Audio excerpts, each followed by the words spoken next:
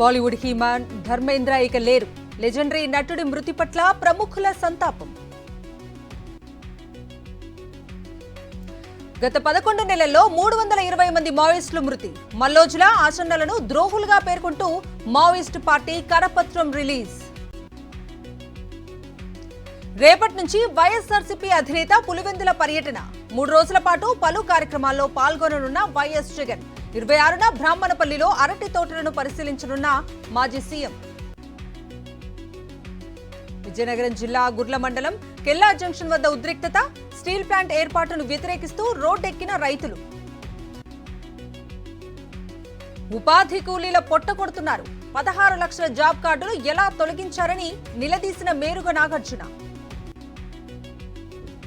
ప్రకాశం జిల్లా Kondepi community health care సెంటర్లో ఆధిపత్య పోరు. హెడ్ నర్స్ ని రహస్యంగా విచారిస్తున్న డిప్యూటీ జీఎంహెచ్ఓ. పృథులగిరి కొండపై మంత్రి వివాదాస్పద వ్యాఖ్యలు. డోలా బాల వీరాంజనేయపై మండిపడుతోన్న పొదిలివాసులు. చరిత్ర మరిస్తే ఉద్యమాలు తప్పవని హెచ్చరిక. గ్రేటర్ వరంగల్ మున్సిపల్ కార్పొరేషన్ ముందు కార్పొరేటర్ ఆందోళన. డ్రైనేజ్ పనులు మధ్యలోనే నిలిపేశారని మరుపల్లి రవి ఆవేదన. Korutla MLA sensational comments.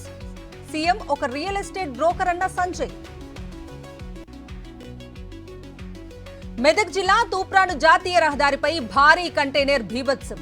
Barricades ని ఢీకొట్టి హల్దీబాగులోకి దూసుకెళ్లిన లారీ. పెద్దపల్లి జిల్లా మంథడిలో మంత్రి శ్రీధర్ బాబు పర్యటన. కొత్త ప్రభుత్వ ఆసుపత్రి త్వరలోనే ప్రారంభమవుతుందని ప్రకటన. ఖమ్మంలో శ్రీ చైతన్య కాలేజ్ ముందు విద్యార్థుల ఆందోళన. పొంగల్లో రాళ్లు, కూరల్లో పురుగులు వస్తున్నాయని ఆవేదన. కూటమి ప్రభుత్వంపై ముస్లిం జేఏసీ ఫైర్. వక్ఫ్ భూములు నమోదుకు పోర్టల్లో ఇబ్బందులు ఉన్నాయని ఆవేదన. ఆన్లైన్ గడువు పెంచాలని కేంద్రానికి చంద్రబాబు లేఖ రాయాలని డిమాండ్. హైదరాబాద్ లోని అంబర్పేటలో gun misfire. AP cadre కు చెందిన కానిస్టేబుల్ కు గాయాలు.